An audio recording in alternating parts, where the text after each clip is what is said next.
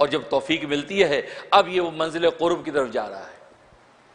अब आदमी ये सोचे कि मैं मेहनत कर रहा हूं, मंजिल कुर्ब मिली या नहीं। तो मंजिल कुर्ब मिलने की 3 अलामतें हैं। इंसान की सारी मेहनत के नतीजे में अगर उसके अंदर ये 3 अलामतें पैदा हो गई तो समझो कि अल्लाह तबारक व तआला का कुर्ब मुझे मिल गया। अल्लाह तो मेरे करीब है ही है, लेकिन अल्हम्दुलिल्लाह मैं भी अल्लाह के करीब हो गया हूं। यह तसव्वुर अल्लाह तबारक व तआला उसको अता कर देते हैं। और जब यह तसव्वुर बांधता है कि मैं भी अल्लाह के करीब हूं, इस तसव्वुर में जो इसको लुत्फ आता है, फिर दुनिया में उसको जन्नत का मजा आ जाता है। फिर वो उस दुनिया माफिया को, तब ये तो औलिया कामलीन बादशाहों ने बादशाह छोड़ी तो फकीरी इख्तियार कर ली, फिर दोबारा बादशाह बने नहीं हैं। तारीख उठा के देखें, फकीरों ने कभी बादशाह इख्तियार नहीं की। कभी कोई फकीर और अल्लाह का वली बादशाह बनाओ, उन्होंने बादशाहों को ठोकर मारी। इसलिए कि जब बादशाहों का बादशाह मिल गया और उसका कुर्ब नसीब हो गया तो उनके सामने बादशाह तो मिट्टी का ढेर नजर आई। लेकिन बादशाहों ने जब उनको अल्लाह ने अपनी फकीरी की दौलत दी, विलायत का चस्का दिया, अपने कुर्ब की मंजिल का मजा दिया है, उन्होंने बादशाहों को ठोकर बना के इब्राहिम अदम बन गए। जो बलक का बादशाह है इब्राहिम अदम, लेकिन बलक की बादशाह को ठोकर मार के अल्लाह तबारक व तआला के कुर्ब की मंजिल के लुत्फ में आ गया। लिखा कि एक मतलब जंगल में गए तो सामने शेर आ गया। शेर निकल आया, जैसे शेर निकला तो जरा डरे घबराए, शेर आ गया। उसी हाथ में गैबी से आवाज है, इब्राहिम अदम तुमने हमारे नाम पर सारी सल्तनत को कुर्बान किया, तुम हमारी मखलूक से डरते हो, तुम एक शेर की मामूली मखलूक से डरते हो, तुझे खबर नहीं तेरी हिफाजत पर हमने 50,000 फरिश्ते लगा रखे। एक शेर नहीं, हजारों शेर भी आ जाएं तेरा बाल बेका नहीं कर सकते, डरने की जरूरत नहीं। तो मुझे देख, जिस पर तूने बादशाह कुर्बान की थी, आज तू उसकी तरफ निगाह कर, इस शेर की क्या हकीकत है तेरे सामने। भाई ये तस्वुर, आवाज आई, ये तस्वुर में बांधा अपने आप को, खुदा पे निगाह डाली है। शेर दुम हिलाता हुआ आया और पैर चाटने लगा।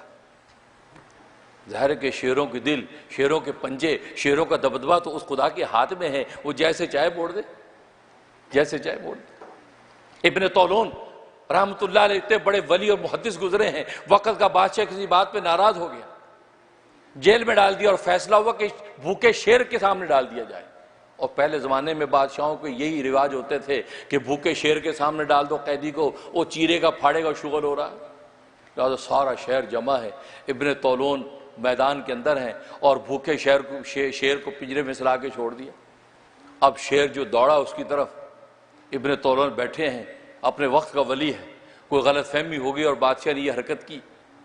अब वो दौड़ रहा है, जब करीब गया, करीब जाके शेर रुका, उनको देखा और उसके जाके पैर चाटने लगा।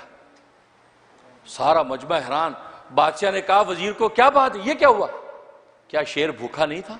कहा जी भूखा, 1 हफ्ते से भूखा रखा हुआ है, क्योंकि इसने चूंकि ये करना था, 1 हफ्ते से भूखा रखा हुआ है, फिर क्या हुआ?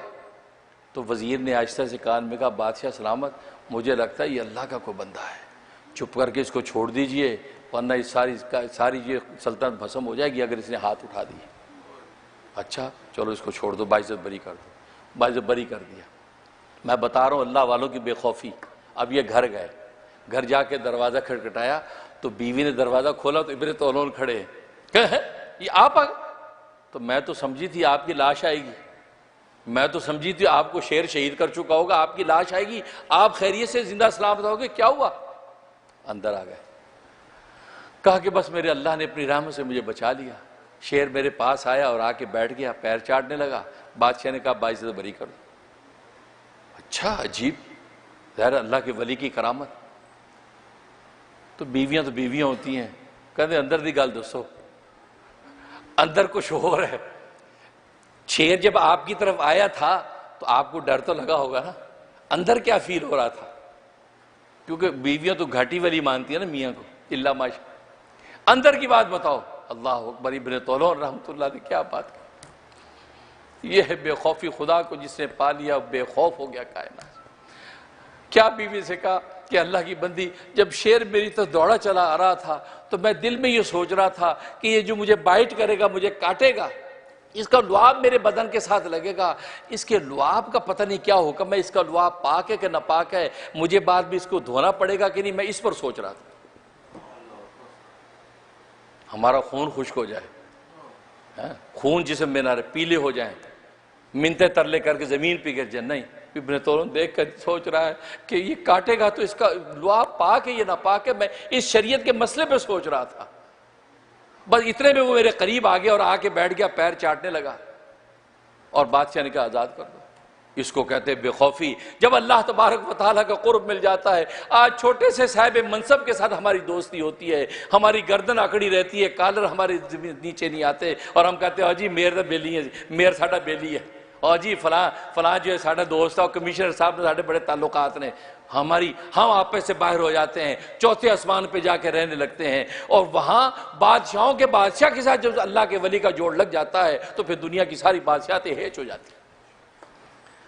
तो ये अल्लाह का कुर्ब कैसे हासिल हुआ, उसमें लज्जतें कैसे मिलती हैं, तो उसकी 3 अलामतें हैं। पहली अलामत ये कि नफसानी ख्वाहिशात को इंसान तरक कर दे, नफसानी ख्वाहिशात तरक कर दे। लजीज खाने खाता है, लजीज पानी पीता है, अच्छे उम्दा कपड़े पहनता है, तो उसमें या तो फिजिकली तरक करके फ़कीरी इख्तियार कर ले, और या फिजिकली अगर उन चीज़ों को इख्तियार करता है तो निगाह जन्नत के खानों पर रखे और ये खाने उसके सामने हेच हो जाए। कहा कि ये की कोई हकीकत नहीं जो जन्नत के खानों की है। मैं ऐसा कोई हराम माल से ऐसा लजीज खाना खाने को तैयार नहीं हूं जो मेरे जन्नत के खानों को खोटा कर दे। हाँ, हलाल से मिलेगा तो शुक्र करके खाऊंगा, लेकिन इसकी अहमियत मेरे यहाँ कुछ नहीं है। रमज़ान के रोज़े में इन्हीं खानों को छोड़ देता हूँ उस खुदा के लिए, हज के मौके पे इन्हीं खुशबुओं को छोड़ देता हूँ, इन्हीं पोशाकों को छोड़ देता हूँ उस खुदा के लिए। ये जज्बा जब इंसान के अंदर अपने अंदर रखता है, इसका मतलब है कि अल्लाह की मंजिल कुर्ब उसको मिल रही है। और दूसरी अलामत फरमाया हक पर कायम रहे, जो हक है उस पर कायम रहे।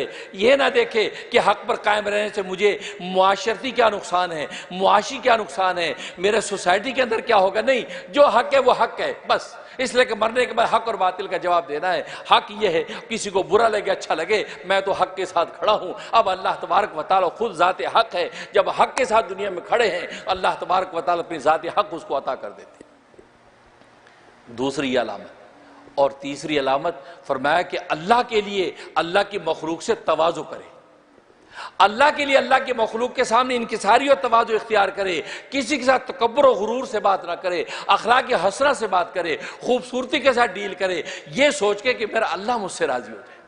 हाँ, किसी को रोब दबदबे से नहीं, दुनिया के किसी बादशाह के मनसब की वजह से नहीं उसकी चापलूसी करे, उसकी तवाज़ु करे, अल्लाह के लिए तवाज़ु करे, किसी अपने मफादात के लिए तवाज़ु न करे। तभी तो हदीस में फरमाया मन तवाज़ा लिल्लाहि रफ़अहुल्लाह, जिसने अल्लाह के लिए तवाज़ु को इख्तियार किया अल्लाह तबारक व तआला उसको बुलंद कर देते। तो ये 3 अलामतें हैं। फरमाया कि ये 3 अलामतें जिसके अंदर पैदा हों, और जितने दर्जे में एक पैदा हो गई तो समझो कि 3 हिस्से में से एक हिस्सा सफ़र का तय हो गया, दूसरी पैदा हो गई समझो माशाल्लाह 2 हिस्से सफ़र तय हो गया, तीसरी पैदा हो गई समझो 3 हिस्से सफ़र का तय हो गया। अल्लाह तबारक व तआला की कुर्ब की मंजिल मुझे मिल गई। और फिर अल्लाह ताला जीने का वो मज़ा अता कर देते हैं कि दुनिया में रहते ऐसे लगता है जैसे जन्नत के मज़े उड़ाता हूँ। अल्लाह से दुआ है कि अल्लाह तबारक व तआला तौफीक अता फरमाए और इन्हीं हकीकतों को और ये दुनिया को ज़रूरत समझ के हम इस्तेमाल करें। फ़जीलत आखिरत की नेमतों में है, और दुनिया के अंदर जो भी कुछ करें वो भी आखिरत की नीयत से जब करेंगे तो अल्लाह तबारक व तआला अपने कुर्ब के रास्ते पर हमें लगा देंगे। और जब अल्लाह एक रास्ते पर जब लगा देता है तो फिर मंजिल अल्लाह तबारक व तआला ज़रूर अता फरमाते हैं और इंसान को मायूस नहीं करते। अल्लाह तबारक व तआला अमल करने की तौफीक अता फरमाए। व आखिर दावाना अल्हम्दुलिल्लाह बिल आलमीन।